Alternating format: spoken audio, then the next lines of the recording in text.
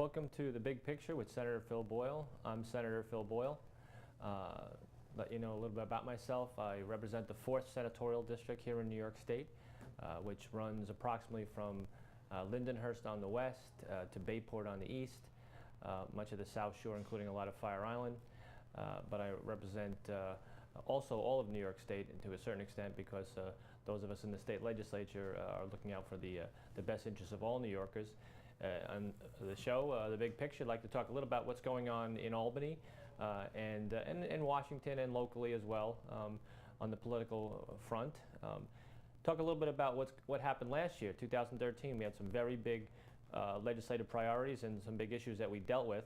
The one that I'm most proud of is the bill that I introduced called the Hurricane Sandy Assessment Relief Act. What this bill did for those individuals whose homes were damaged or destroyed from Hurricane Sandy, it allows them to lower the assessment on their taxes. What we found is, and especially along the waterfront communities, that people were paying the same taxes they were the year before, even though their homes were severely damaged and in some cases destroyed. They were literally paying property taxes at the same level where they were before their home was damaged, and that was unfair. So we passed legislation in Albany. It was based on similar legislation that had been done the year before with Hurricane Irene for those houses upstate that were destroyed, and allow people to apply to their local assessor, and that's what I urge you to do. If you live in Nassau County, you should do it to your county assessor, and for each of the towns in Suffolk County, Islip, Babylon, Brookhaven, you can apply to your assessor and have your assessment lowered as a result of damage from the storm. I urge you to do it strongly. And another thing in terms of property tax relief, which is always a big issue for Long Islanders, is the ability to have your assessment lowered going forward. What we need to remember is each year, if you're a senior citizen on the Enhanced STAR program, many of us homeowners have our taxes reduced as a result of the STAR program. There's the Enhanced STAR if you're a senior citizen above 65 years of age and you make under a certain income level, approximately $80,000, I think it's $80,500, you can apply to have Enhanced STAR. You do that each year, you go to your assessor and you fill out the form. This year, for those people getting a regular STAR, normally and like myself and other people that are under 65, you get a regular STAR if you're the homeowner for a house. You can have your your property taxes reduced by applying for the STAR program. You normally do not have to reapply each year. This year, you need to reapply. Go to your assessor. You can call our office at 631-665-2311, and we'll help you go through it. You can do it online in about 5 minutes, or you can call your local assessor's office and have them do it for you. Remember, if you have regular STAR, you need to reapply this year. The deadline is technically passed, but I think they're given some leeway. You can probably do it till about the beginning of March and still be able to get your regular STAR, because we don't want to have people find out too late that they no longer have the STAR program they thought they have. Their taxes could go up $700, $800, maybe $1,000 or more. So please get that done.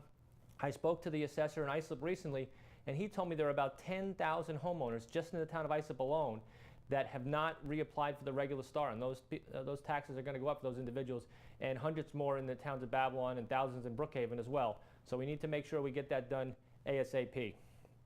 For 2014, we just started a new legislative session.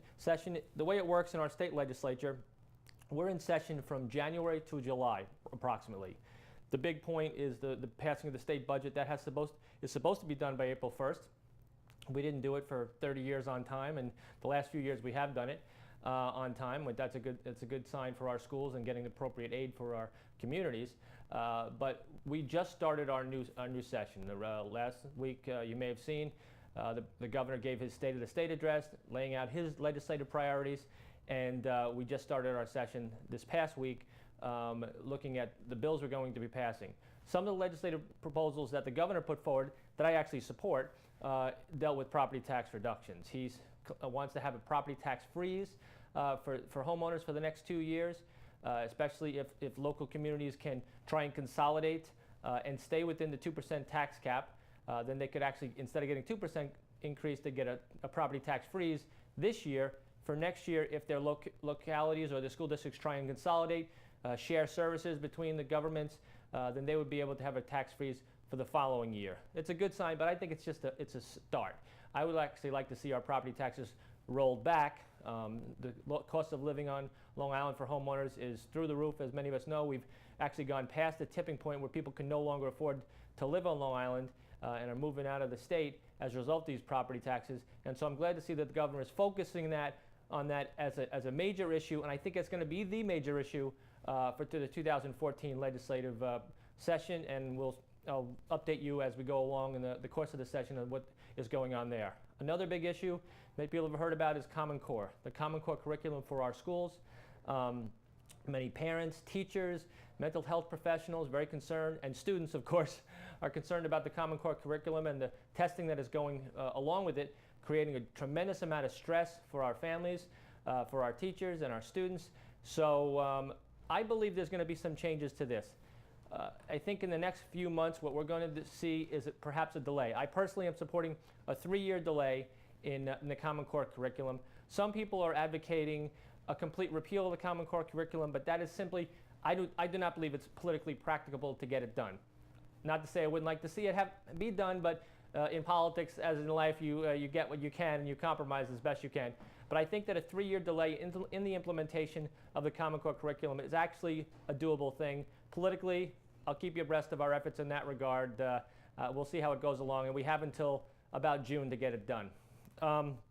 Another area that I'm going to be focusing on in 2014 is the drug abuse problem here on Long Island. I am the chairman of the Senate Committee on Alcoholism and Drug Abuse, and so I've gone to many schools, centers, treatment centers, and seen what's going on with our young people and old people who have become addicted to opiates. A lot of them started as painkillers, oxycodone, Vicodin, and then when we passed legislation last year called I-Stop, which made it more difficult for the overprescription of these pain-relieving drugs, and now the people who can no longer get those medications, like we saw pharmacy, there were robberies in pharmacies, some tragedies where people were killed. We do no longer allow overprescription, so these people need to get the opiates, and they're turning to heroin and drugs such as that. And we have a tremendous epidemic really here on Long Island. No one really expects to see heroin epidemics in the suburban areas of Long Island, but that's exactly what's going on. So as the chairman of this committee, I've been holding hearings and we're looking to get tougher enforcement for heroin dealing and possession to try and get the treatment they need also for young people who are addicted to heroin and painkillers such as oxycodone. I think we're going to be getting some legislation passed on that too. I will keep you abreast of that, and we'll update you as the session goes on. One last area I'd like to talk about is ethics. We see, it seems like on a weekly basis, there's another politician in Albany getting in trouble. A couple resigned this past week. One was convicted of a crime, the other on sexual harassment. I personally I'm also the chairman of the Senate Ethics Committee, so I got a busy schedule up there. And one of the things that we're going to be doing is looking at how we can toughen the laws in Albany to create a more ethical environment. Most of my colleagues are very good, hardworking public servants, but there are a few bad apples, as there are in just about any profession. But we need to make sure that any politician who uses office for his own good or to break the law will be severely punished, including making them lose their pension. And that's one thing that I never understood, because as the law is right now, if an elected official breaks the law, is convicted of a felony, they can still keep their pension. We have had elected officials in the last few years sitting in jail making over $100,000 in their pension because they don't lose it, and even though they were stealing millions of dollars before then. So I want to change those laws. We're going to be looking to strengthen the ethics laws in Albany. And as we go through this session, as I say, we just got it started, but it's going to be going on for a few months, and we'll be having more shows to update you about some of these issues and others coming down the pike. And I want to thank you for joining me today, and I look forward to more shows of The Big Picture with Senator Phil Boyle. Thank you so much.